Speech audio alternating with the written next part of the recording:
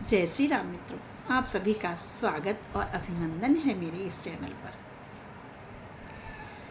मित्रों, जानते हैं कैकेयी अब क्या पूछ रही है? सादर पुनिपुन पूछत ओही, सबरी गान मृगी जन्मोही। अब उससे बड़ी प्यार से पूछ रही है मंत्रा से, जैसे एक हिरनी भीलनी के गान से मोहित हो जाती है और बार बार वहाँ मंडराने लगती है, उसी भांति कैकेयी भी अब ये कर रही है। तुम पूछत मैं कहत डराऊं, धर्यो मोर घर फोरी नाऊं। तो पूछ रही, लेकिन मैं बताते हुए डर रही हूँ। मंथरा कहती है, क्योंकि तुमने मेरा नाम घर फोड़ी रख दिया है, मैं घर को फोड़ रही हूँ। प्रिय से राम कहा तुम रानी, रामो तुम प्रिय सुफुरबानी। तुमने कहा राम तुम्हें प्रिय है, लेकिन नहीं, राम दिखावा कर रहा है, राम तुम्हारे साथ छल कर रहा है। तो इस तरह से वो कैकेयी पर अपना पूरा जादू चलाती है। अबला सबला हो जाती है जब तेरे आचरित दिखाती है, पल में करती है शत्रु मित्रों को शत्रु बनाती है।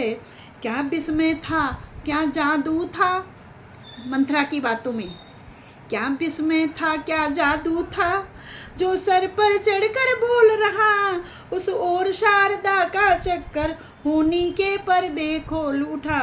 कैकेयी के आगे घूमी गमकीर की तस्वीर खुशी बनकर, होनी सिर पर आकर खेली, रह गई वही मर्जी बनकर।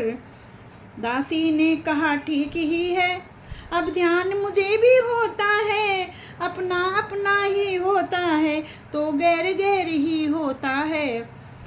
अर्थात अपना अपना ही होता है का मतलब, मायके से आई है ना, इसलिए वो अपनी है।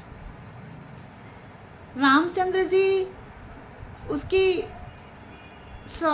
वो उनको सवत बता देती है ना, सौतन, तो सौतन का बेटा, इसलिए वो कैसे अपनी हो सकती है?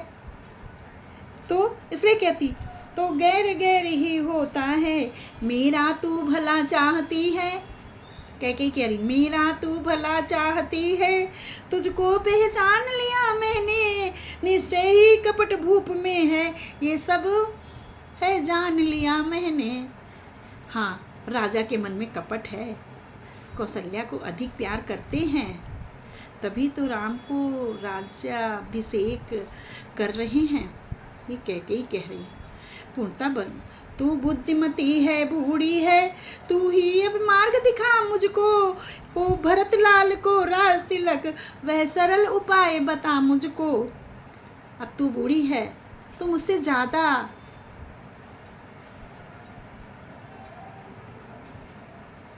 दिमाग रखती है, तुझे मुझसे ज़्यादा परख है,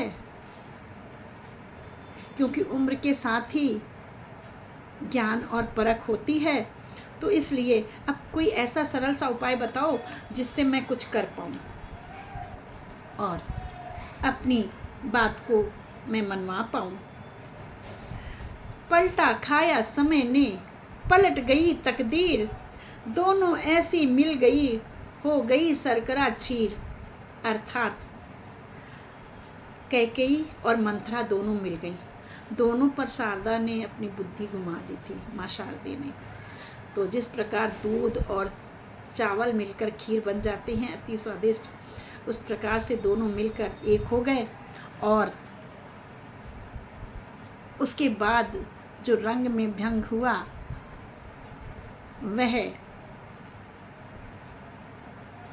वह उसका वर्णन अत्यंत विषादमय है। आइए देखते हैं आगे क्यों क्या हुआ। बोलो सियावर रामचंद्र की जय।